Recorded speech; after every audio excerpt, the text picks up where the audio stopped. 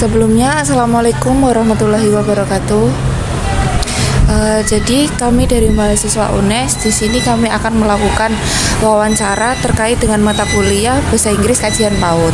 Nah, seperti yang kita tahu, tugas kami ini akan membahas tentang isu-isu yang beredar di PAUD saat ini. Nah, kami akan mengusung tema tentang masa transisi dari anak usia dini sampai ke PAUD. Sebelumnya, izin memperkenalkan diri, dengan Ibu siapa saya bertanya? Dengan Ibu Eli, saya di RA Rodotul Huda ini mendapat tugas sebagai kepala madrasah di sini. Baik, sebagai ketua madrasah, Ibu Eli pasti sudah tahu dengan masa-masa transisi dari anak usia dini ke PAUD, yaitu masa-masa anak usia dini itu mereka yang tadinya belum sekolah tiba-tiba disuruh sekolah.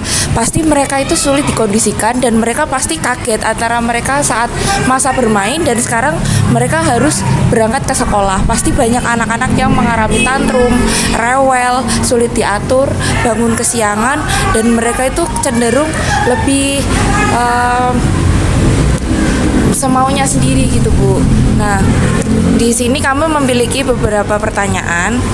Bagaimana Anda mendefinisikan pentingnya masa transisi dari anak usia dini ke PAUD? Mengkondisikan anak ya, Mbak? Iya. Kalau mengkondisikan anak sih ya gimana ya? Kalau kita kan masanya di sini sebagai guru, itu kan kita cuma tatap muka dengan anak cuma 2 jam. Kita cuma berusaha untuk bisa menanamkan kebaikan-kebaikan ke anak. Tapi untuk merubah pola itu sendiri, itu cenderungnya menjadi tanggung jawab orang tua, bukan tanggung jawab kita. Karena untuk merubah pola itu sendiri harusnya dari orang tua. Di sini ada, Mbak, saya punya murid tahun ajaran ini itu dia ini TK, dia sebelumnya belum pernah sekolah, jadi dia nggak pakai PAUD. Habis itu langsung ke TK. Pola tidurnya di rumah itu dia tidur di atas jam 1. Nah, kalau pagi dibangunkan orang tuanya suruh sekolah, bangun, mandi, sampai sekolah, tidur. Selalu seperti itu. Semula saya heran, bocah kok turu gitu. Setelah saya tanya orang tua, iya Bu, bubuk malam gitu. Nah, gitu kan. Kalau pola seperti itu, kalau kita yang suruh merubah nggak bisa. Tetap harusnya dari rumah. Gimana orang tua mengkondisikan anak?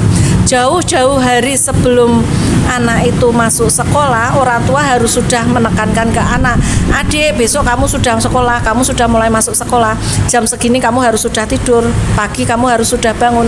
Itu harusnya orang tua yang mengkondisikan. Kita cuma berusaha untuk memberikan teladan juga ke anak, cuman itu. Tapi kalau penekanan secara langsung kan nggak bisa kalau dari kita. Itu ya, Bu. Kemudian pertanyaan yang selanjutnya, apa yang dapat orang tua lakukan untuk membantu anak mereka menghadapi masa transisi ini dengan baik? Menghadapi orang tua. Iya. Kalau orang tua Kira-kira gimana ya? saran Ibu untuk orang tua? Iya, saran untuk orang tua ya biasanya gini, kalau kita awal-awal masuk tahun ajaran baru itu kan kita mengundang orang tua buat parenting.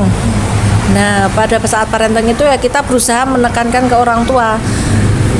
Kita mengajak orang tua untuk bisa bersama-sama mendidik anak, untuk bisa bersama-sama mengembangkan karakter anak, untuk bisa bersama-sama melatih kemandirian anak. Masalahnya apa? Kita di sekolah menuntut anak untuk bisa mandiri. Anak kita usahakan untuk pakai sepatu sendiri. Terus kita juga minta anak pelan-pelan untuk bisa melatih toilet training sendiri. Tapi kalau di rumah nggak dilatih kan sama juga apa yang kita tekankan di sekolah jadi bohong gitulah.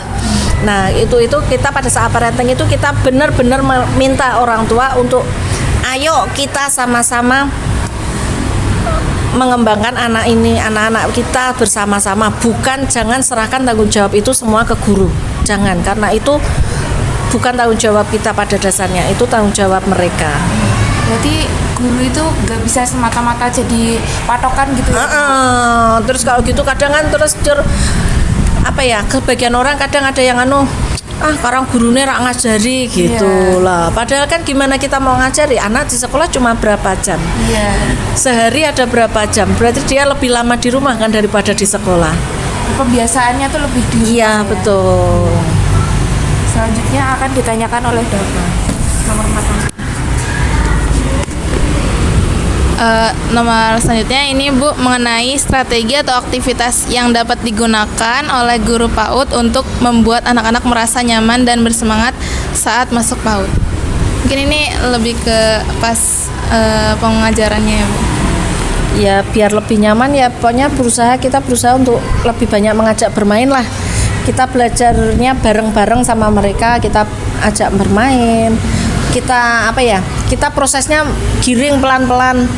Jadi biasanya kalau terutama yang betul-betul TK kelas kecil ya, kalau kelas kecil itu kan biasanya di rumah kebanyakan main, jadi belum bisa datang ke sekolah waktunya mulai belajar, nggak bisa duduk mendengarkan apa yang kita bicarakan, belum bisa kadang.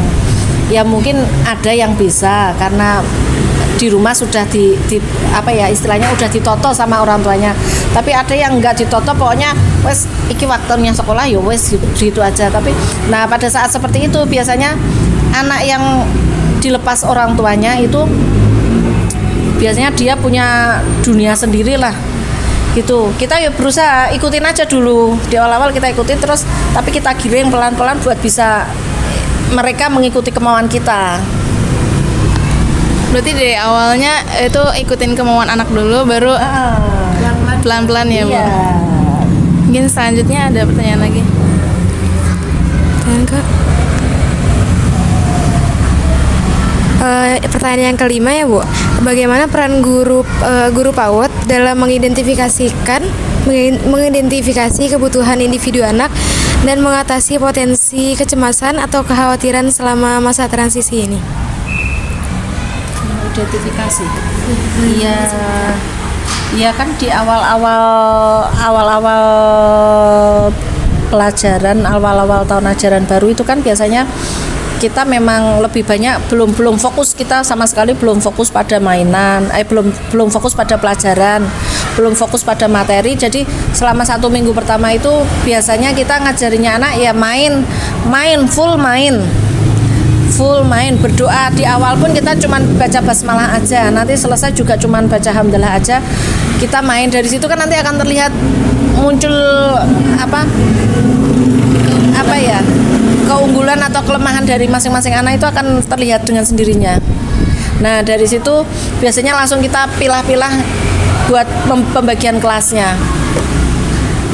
Seperti kayak mungkin kayak masa orientasi pengenalan lingkungan sekolah gitu ya? Iya. Bagaimana pentingnya menciptakan lingkungan yang inklusif dan mendukung dalam proses transisi ini gitu, terutama bagi anak-anak yang mungkin memiliki kebutuhan khusus gitu. Iya. Penting banget ya Mbak ya kalau buat anak yang berkebutuhan khusus. Cuman ya alhamdulillahnya sejak saya ada di sini kan memang anak yang berkebutuhan khusus sekali itu nggak ada. Memang kita punya beberapa anak yang bisa dibilang kita bilangnya spesial, pokoknya yang top gitu. Itu tapi kita usahakan pokoknya anak-anak itu kita sendirikan, tidak kita gabung dengan yang lain. Karena apa? Karena yang spesial ini kalau kita gabung dengan yang lain, satu, kalau kita mengikuti yang spesial, kasihan yang lain nggak bisa berkembang. Dua, kalau kita mengikuti yang berkembang, yang ini kasihan, dia nggak akan bisa masalahnya. Makanya kita bagikan kelasnya seperti itu. Yang spesial ya biar dia mau apa, kita sudah menekankan ke orang tua, sudah menyatakan ke orang tua, Bu, maaf putrane jenengan seperti ini. Makanya kita sendirikan dia. Bukan berarti kita nggak ngajarin dia, bukan. Cuman kita akan mendorong dia pelan-pelan. Nah, dari beberapa anak yang di kelas spesial ini pun kalau muncul satu yang sudah terlihat dia sudah bisa berkembang, kita masukkan ke kelas yang lain, ke kelas yang sudah berkembang. Jadi yang ini biar tetap gini aja nggak apa-apa. Tapi memang ada 1-2 anak gitu sodong sama sekali sampai lulus ya tetap seperti itu ya ada. Ada seperti itu. Berarti tetap harus dikondisikan sama orang tuanya ya Bu. Iya. Iya, berarti kan mereka kan udah tahu kelemahan anaknya bagaimana. Ya, Terus habis ya, itu kebanyakan orang tua sudah menyadari sih. iya, terus caranya orang tua biar ikut membina itu gimana Bu? Cara ngasih taunya gitu. Nah itu yang susah tuh itu. Kadang orang tua dikasih tahu, iya bu, ngono, tapi ya enggak pernah dilaksanakan. Iya, malah cenderung kayak mereka memasrahkan ke guru gitu Mereka kan. pasrah ke guru, tapi mereka tidak enggak mengimbangi gitu loh, tidak ikut mendorong anaknya gitu loh. Jadinya kita mau gimana, kita latih anak-anak untuk mandiri, misalnya sekolah ditinggal orang tua. Mungkin kita di awal memang, kalau dari awal saya mulai ngajar itu memang saya tekankan, Bu, putrane ditinggal, pokoknya kalau sudah masuk tinggal loh, pelan-pelan jenengan ngumpet di samping, jenengan ngumpet di masjid, engkau kan lama-lama putrane nangis, wes gen ada saya di sini kan, saya nggak sendiri, banyak teman-teman. Nah ada yang nangani wong nangis, yang nangis paling 1-2, satu orang pegang 2 anak yang rewel, guru yang lain tetap mendampingi yang pembelajaran kan tetap bisa gitu. Cuman kadang memang ada orang tua yang nggak nganu, pulang nganu mengkone nangis piye ngono. Jadi ya wes, ya nek jenengan ngono ya wes tombo nganti nangis nek sekolahan, saya nggak peduli. Ada ibunya sini ngapain saya pegang. Saya juga ibaratnya itu saya juga ngajar ibunya loh. Ibunya juga harus mau ikut tanggung jawab gitu. Lah kamu di sekolah, anakmu ya wes latih dhewe. Nah, kalau misalnya ada orang tua yang nggak percaya gitu Bu, apa misalnya nangis itu contohnya, anaknya nggak mau dilepas sama guru gitu. Nah iya seperti itu misalnya Mbak. Jadi anak nangis tapi orang tuanya ada nungguin di sini, ya udah tuh anakmu nangis urusi sendiri toh. Iya. Saya cuma mengurusi anak-anak yang ditinggal sama orang tuanya. Selanjutnya, bagaimana sekolah dapat bekerja sama dengan orang tua untuk menjabatani informasi tentang perkembangan anak selama masa transisi? Menjebatannya apa ya? Ya itu Mbak, lewat parenting itu biasanya dari awal sudah saya tekankan. Dari awal tekankan parenting, pokoknya saya maunya jenengan sudah mendaftarkan anaknya di sini, berarti jenengan harus pasrah anak jenengan sama kami. Nah, tapi kalau bapak ibunya enggak mau pasrah sama kita, ya kita lepas seperti tadi saya bilang, nangis ya udah, ada ibunya di sini ngapain saya nganu tuh. Yang kedua, kalau masalah pembiasaan di rumah, kalau memang kebawa di sekolah dan sudah bola-balik ditekan nganu, ya biasanya kita hubungannya konsultasi langsung. Tak telepon ibunya, apa kita japri ibunya, pokoknya Bu putrane kok gini. Paling ibunya, iya Bu dari malam gini. Ibunya cerita, ya pokoknya harus banyak komunikasi lah antara guru dan orang tua. Ya Bu, langsung ke pertanyaan terakhir. Menurut Ibu, bagaimana sekolah PAUD dapat mengukur keberhasilan dalam mendukung masa transisi anak-anak ke PAUD yang menyenangkan dan bermakna ini? Iya. Bentuk keberhasilannya ya kalau anak-anak itu sudah betul-betul bisa mandiri. Kalau menurut saya ya, anak-anak itu sudah betul-betul bisa mandiri, sudah betul-betul bisa menunjukkan karakter dia sebagai anak yang taat dan takwa kepada Allahnya. Kalau kita seperti itu, karena kita menekankan anak-anak setiap hari untuk belajar sholat misalnya, itu kan sholat pun kalau di sekolah kan cuma sholat 2, sedangkan sholat yang wajib itu yang 5 waktu kan berarti mereka lakukan di rumah. Nah ya, seperti itu semua, ya minimal mereka sudah bisa hafal bacaan sholat dari niat sampai salam. Kalau yang kita tekankan di sini sudah bisa, itu buat kita sudah, untuk anak PAUD sudah bagus lah, daripada yang di luar sana masih banyak yang belum bisa saya lihat. Berarti diukur dari hasil pembelajarannya gitu ya? Kalau dari Ibu sendiri kira-kira ada rekomendasi atau rujukan atau referensi yang bisa dipakai buat orang-orang tua di luar sana yang masih kesulitan dengan hal tersebut Bu? Maksudnya rujukan buat apa ya Mbak? Kayak rekomendasi buat orang tua yang masih kesulitan di luar sana gitu Bu. Kesulitan apa? Kesulitan masa transisi ini mengatur anak gitu. Aduh, apa ya Mbak? Rujukannya apa ya Mbak? Ya enggak tahu Mbak. Saya nggak tahu ya kalau anak-anak di sekolah-sekolah lain seperti apa, saya nggak tahu ya. kan itu karena itu kan semua kembali pada kebijakan sekolah masing-masing. Kalau di sini kita punya kebijakan seperti ini, belum tentu mereka punya kebijakan seperti itu. Jadi contoh rekomendasi aja Bu, caranya gimana gitu, cara menghadapinya. Ya caranya ya itu yang jelas kita sama orang tua apa ya? Kita sebagai pihak dari sekolah juga harus tegas ke orang tua. Gitu aja. Tegas ke orang tua. Kita betul-betul harus ngerangkul orang tua, ayo kita sama-sama mengembangkan karakter anak itu. Mungkin sekian beberapa pertanyaan yang dapat kami tanyakan. Terima kasih Ibu atas partisipasinya, telah menjawab pertanyaan dari kami. Mungkin sekian aja ya Bu. Kami tutup. Wassalamualaikum warahmatullahi wabarakatuh.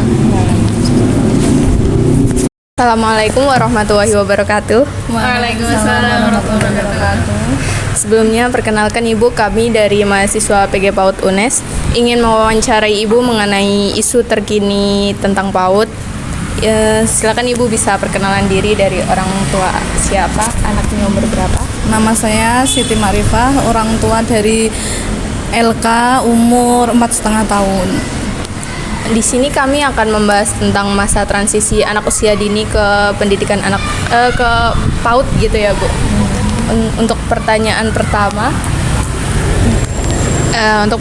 ini Bu, apa yang biasanya Ibu lakukan untuk membantu anak Ibu merasa nyaman dan antusias menjelang hari pertama masuk PAUD? Gak ada yang dilakukan sih, emang anaknya udah antusias dari mau masuk sekolah gitu, udah semangat ya. Berarti udah tahu ya Bu? Kalau mulai mau masuk sekolah itu udah seneng. Kan temennya banyak, jadi dia itu merasa seneng gitu. Suatu keuntungan ya Bu, karena anaknya udah antusias dari awal. Terus Dulu sebelum masuk TK itu ada kayak apa, mungkin anaknya takut atau nangis gitu gak Bu, rewel pas waktu masuk sekolah gitu? Ada sih, dulu anak yang pertama sama kedua nggak pernah rewel. Mungkin masih malu sih, wajar, tapi nggak rewel, nggak ngamuk juga. Kalau boleh tahu biasanya anaknya itu karena apa ya Bu, kok bisa seneng gitu? Mungkin ada pembiasaan atau apa yang dilakukan sama Ibu sebelum masuk sekolah gitu? Sebelum masuk sekolah dari awal kan udah pernah diajarin nulis, diajarin ngomong, diajarin cerita gitu, dia seneng. Nanti kalau di sekolah dikasih tahu, nanti di sekolah diajarin juga, temennya banyak gitu, dia seneng, banyak temen gitu kan, udah antusias ya anak-anak. Udah kebayang gitu? Iya, udah. Jadi udah dikasih tahu dulu ya Bu sebelumnya, kayak kamu masuk sekolah ini kapan, terus ada teman-temannya, jadinya itu yang bikin harus kenalan sama temennya, harus sosialisasi gitu, dia mulai antusias. Mungkin buat pertanyaan selanjutnya ini, bagaimana Ibu berencana untuk mengenalkan anak pada konsep sekolah dan pembelajaran sebelum mulai PAUD? Ini mungkin waktu di rumah ya Bu, kan sebelum masuk sekolah udah diajarin yang tadi ya Bu, bagaimana mengajarkannya ya Bu? Gimana ya, emang anaknya udah antusias sih, dia kadang minta Bu ajarin ini buat PR, buat tugas gitu kan, dia tinggal dikasih contoh nanti dia buat sendiri gitu loh. Udah terbiasa sih. Dari sebelum masuk sekolah juga? Iya, sama kakaknya kadang kan belajar sama-sama, dia mewarnai, kakaknya ngerjain PR-nya gitu loh, dari udah lama gitu, jadi mudah gitu loh sosialisasi sama teman-temannya. Berarti ini dari sudut pandang anak Ibu sendiri tuh mudah untuk dikondisikan ya. Lanjut ke pertanyaan selanjutnya Ibu, tentang Ibu punya kayak strategi khusus gitu nggak untuk mengatasi perasaan cemas atau rasa nggak nyaman anak gitu, yang mungkin dirasain anak selama masa transisi gitu? Kayak mungkin nggak betah atau gimana ya di sekolah? Anaknya cuma harus diyakinkan aja sih, kalau di sekolah itu nggak menakutkan, nggak gimana ya, aku jarang mengajarin, iya nggak pengalaman. Anakku iya, anakku netral. Gampang. Ini aku enggak. Jadi jawabnya hampir semua. Enggak pernah, enggak pernah rewel dia sih. Kalau berangkat semangat. Dia nggak ada kayak kadang cerita nggak nyaman di kelas gitu. Enggak. Dia kan mungkin udah biasa sih dari bayi.